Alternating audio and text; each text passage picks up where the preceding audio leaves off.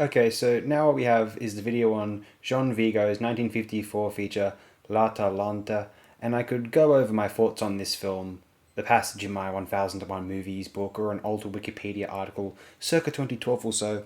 But first, we need to address, as I've liked to do, the films I have skipped over when discussing the recent entries near the top of the TSPDT 2025 list. Now, quite obviously, I don't upload videos of films I've already done so for, and I don't upload videos on features I do not personally care for. And so why have I skipped past Goddard's 1960 influential feature, Breathless? Because Goddard Prior to Contempt was a regrettable bourgeois pat on the back to a pack of self-satisfied elitist cineasts who wanted to make films about the vacuous film culture which they participated in, rather than anything sincerely politically relevant, cinematically revelatory, or remotely self-critical. Now, Goddard Contempt onwards was an insurmountable visionary up until the 1980s and 90s, and then the Historis du Cinema is possibly the biggest waste of time in a great director's life, surely, before unleashing an entire continuum of brilliant, varied, and compellingly original works in the 21st century. This is my stance on Goddard, and I suspect toward the end it was Goddard's own stance on Goddard. I think he remained proud of that bloated Historis critics cannot believe or accept that it was possibly a waste of time. Well, why can't it be? Life can be a bleak, cruel thing often. Looking upon it all now, I think I'm a bit mixed on Goddard throughout the 60s, even after Contempt. The vapidity of A Married Woman, Band of Outsiders, Masculine Feminine, even to some extent Joy of Learning. It's like you just directed a film like any other, the film whose title is A Film Like Any Other, just to clarify for those who are not familiar with it, you just directed that, and you're still treating leftist politics like a cliquey club of fuckable young people. Maybe becoming buddy-buddy with the Rolling Stones caused him to lose touch. And I like that film, and the Stones, not anything after Exile. They really set the culture back with their music after 1972. But someone was cherishing and coddling their ego. That's why I like Let's Get Serious 70s radical Goddard, the most of his 20th century phases, anyway. I wrote this of Breathless to a commentator who I thought was being painfully unintellectual when dismissing the film, even though I didn't care for it either. I attempted to explain it like this, though I can't have done it very well because that person remained an anti-intellectual stunt who would inspire a new term for narcissist, given that that word wouldn't cut it, describing their spoilt brat ego. But anyway, here's what I had typed up. I don't think I would consider any phenomenon in art to be Emperor's New Clothes, to be totally honest, even in a film I do not care for so much. Like the aforementioned Art Bout Souffle, for example, it isn't as though I think that people are somehow pretending to see something in it that they like. I just think it is appealing to something, a cultural archetypes, which I find rather vapid and hollow. In that instance, cinephile slash cineast culture is a high society club of wannabe elitist squares, basically. But I do see the appeal. I just think the appeal is superficial and a superfluous wash of the ego. But do I think people are pretending to appreciate the feature, even if I consider the work to be hollow and celebrating a superficial self-adoration via the more bourgeois cliches of art student pathology overall? No, just the other side of the coin to overly emotional, class-affirming Saka and Oscar bait. One note and appealing to a disdainful lifestyle, yes, but is it then Emperor's New Clothes if the devotees appreciate it for that scorned reason? No, I wouldn't say so, just by default. So my point is, Goddard was a genius, but for reasons that I think differ from the traditional justifications, which centered on his debut feature from 1960, the much-mentioned Breathless, A Bout Souffle. So that's that. I will not acknowledge Breathless, I want it to go away, I'm okay with celebrating films within other films, but not film culture. I hate film culture, because there shouldn't be a film culture that separates film appreciation from the average audiences. Film culture ought to be the culture, period, not a vapid subculture of rich parents' kids, not as a justification for a hollow superiority complex, and not a reason to believe that you yourself are just amazing and fantastic and special and sensitive and meaningful. Stop thinking about yourself in the third person. You might actually become a good person, despite that being very difficult for the children of rich parents to sincerely accomplish. The fact that the average audience does not care for more, say, art house or festival-oriented cinema is not an appeal of these films, but a great cultural shame, from my perspective. Anyway, I really want to pause this spiel here, but only because I'm not currently discussing the film which you're seeing many screen caps of, many much deserved screen caps of. Because you're probably sick of hearing my thoughts at this stage, and if not, you really, really should be. Let's open up the 1001 movies we must see before we all cark it. reading this out aloud now. Heretical as it may be to say in these enlightened times of gender politics, but Jean Vigo's masterpiece, L'Atalante, is the cinema's greatest ode to heterosexual passion. One simply cannot enter into its rapturous poetry without surrendering to the romantic series of oppositions between the sexes, comparisons rigorously installed at every possible level, spiritual, physical, erotic, and emotional. It is only this thrill of absolute otherness that can allow both the agony of non-alignment between lovers and the sublimity of their eventual fusion. This is far removed from the typical romance of the time. As Vigo once memorably complained, it takes 2 pairs of lips and 3,000 meters of film to come together, and almost as many to come unstuck again. Like Stanley Kubrick's Eyes Wide Shut 1999, L'Atalante casts the immortal love story within an adventure tale. Man, Jean Dust as Jean, the seafaring adventurer; woman, Dita Parlo as Juliet, the city-craving settler. The seductive temptations and drifts that temporarily split them up are forecast in a charged moment of almost metaphysical agony. In thick fog, Jean stumbles blindly over the boat's barge till he finds his bride, and envelops her in an embrace at once angry and relieved, inspiring them instantly to head below deck to make love. Between these poles of man and woman, however, there is Pierre Jules, Michel Simon, master of the boat.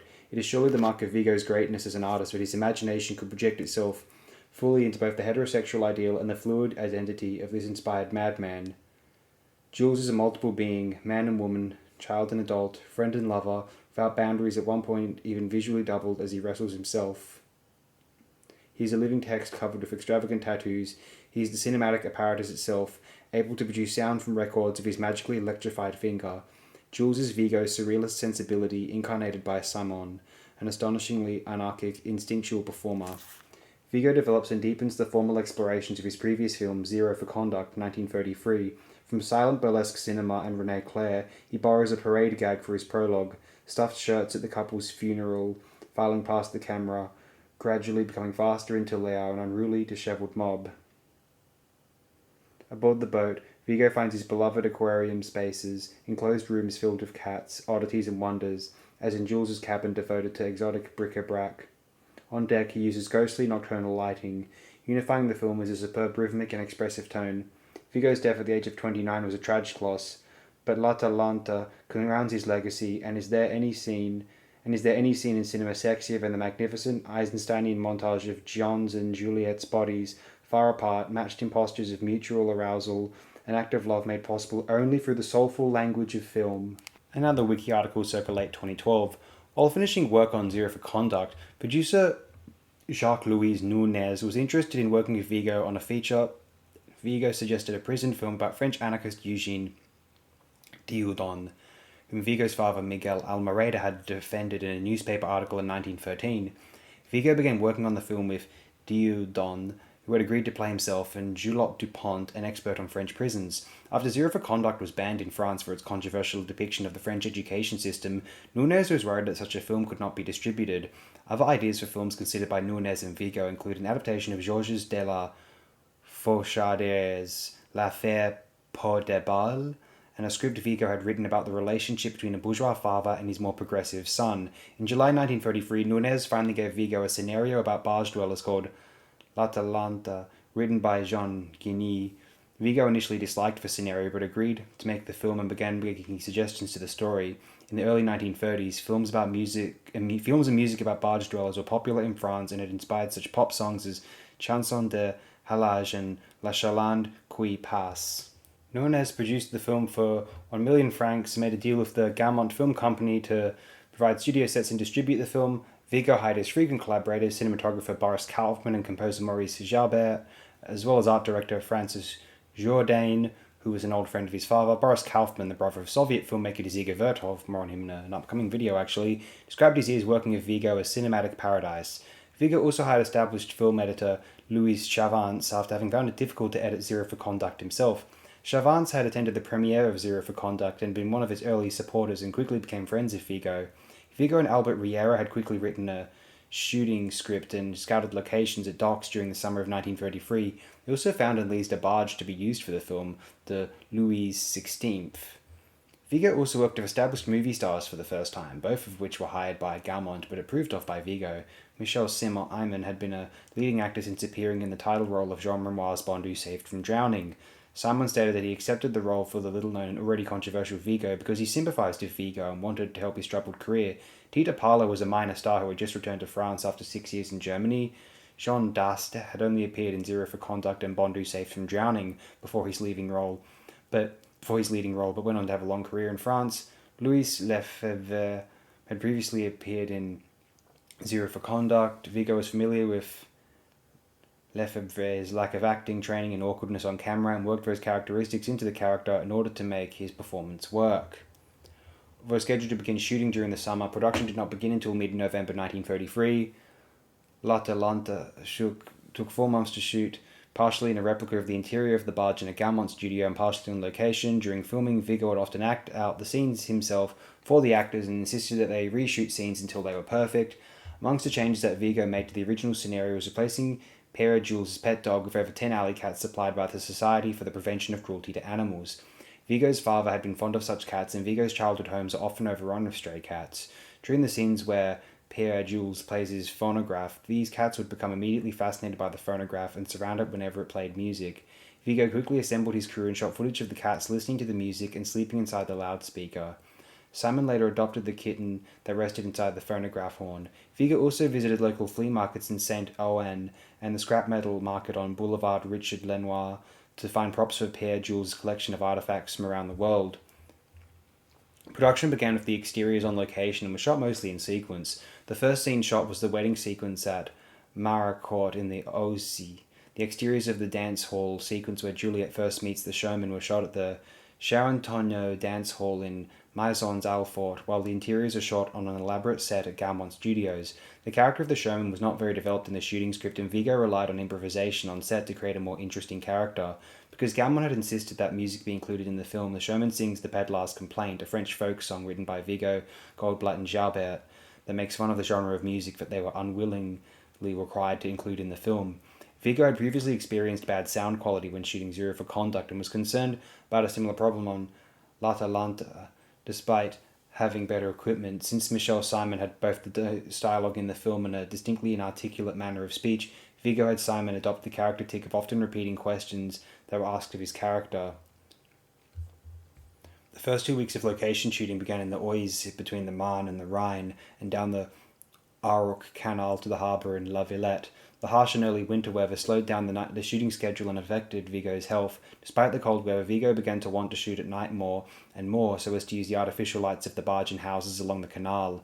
Another reason was that Vigo needed to maintain continuity, and the cold weather was creating floating ice in the canal. In the middle of location shooting, Vigo moved the cast and crew to the replica set of the barge at Gaumont Studios at La Villette, but would quickly change the day's shooting to on location whenever the weather permitted.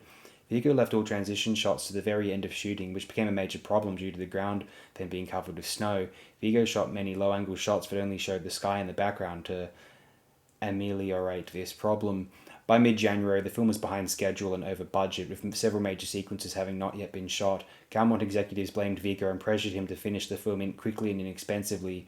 Vigo sometimes filmed documentary-style footage, such as the scene where Juliet walks past a line of real unemployed workers. Despite not having sufficient funding from Gaumont to pay extras or for locations, he's able to film the scene where Juliet is robbed at the Gare de Austerlitz in the middle of the night, with a few friends appearing as background extras. Chavance was also able to recruit members of the October group such as Jacques Prévert, Pierre Prévert, and Luchimukov to appear in the film. On location, shooting conditions were often cold and wet, causing Vigo to become ill and develop a fever. He was already suffering from tuberculosis and was bedridden for portions of the filming. Vigo refused to take a break and would often find the energy to fight with executives at Gaumont over the film. He worked until the film was almost complete and a rough cut had been made. At the end of 4 months of continuous shooting, in early February 1934, Vigo took a vacation in Villard de Lans with family and friends to try to regain his health. He intended to finish the final cut of the film, but his condition became worse and he returned to Paris to recover. The few remaining aerial shots were done by Boris Kaufman, while editor Louis Chavance finished the final cut without Vigo. Vigo's health did not improve and he was confined to bed for the remainder of his life. Tast later claimed that Vigo made jokes all the time. Spending a day with him was wonderful and grueling, even a few weeks before his death. He was such a vivacious person.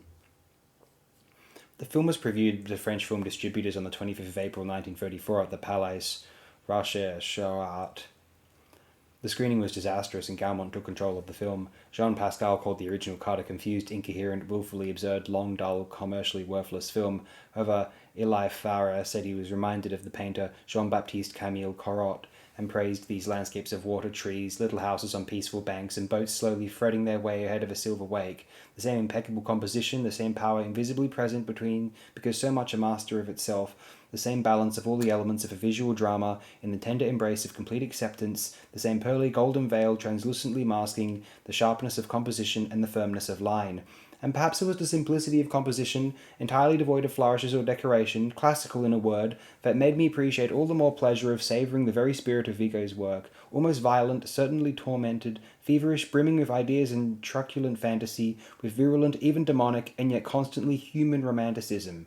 Eventually, Gaumont cut the film's running time to 65 minutes in an attempt to make it more popular, and changed the title to La Chaland qui passe, The Passing Barge, the name of a popular song from the time by Lise Gauty, which is also inserted into the film, replacing parts of Jabert's score. Vigo was too weak to defend the film as his condition grew worse. When L'Atalanta was released in September 1934, it was a commercial failure and received poor reviews from critics who called it amateurish, self-indulgent, and morbid. In October 1934, shortly after the film had finished its initial run in French movie theatres, Vigo died at the age of 29 in the arms of his wife, Lado. Allegedly, he died just as a street performer began playing La Chaland qui passe below his window. L'Atalanta and all of Vigo's work was mostly forgotten by the late 1940s, despite L'Atalanta being partially restored in 1940. Vigo's work began to be rediscovered after World War II. L'Atalanta and Zero for Conduct were both re-released in New York in July 1947 and received rave reviews from film critics such as James Agee, who called Vigo one of the very few real originals who have ever worked in film. In the UK, Roger Manville called Vigo perhaps the most original and promising of the great French directors. In Italy, Luigi Comencini obtained a personal copy of L'Atalanta and would screen it for his friends, calling it a masterpiece capable of shaking up any notion about cinema the average spectator might have. Film critic Georges Sadoul praised the astounding quality of poetry it engenders from a world superficially ordinary and drab.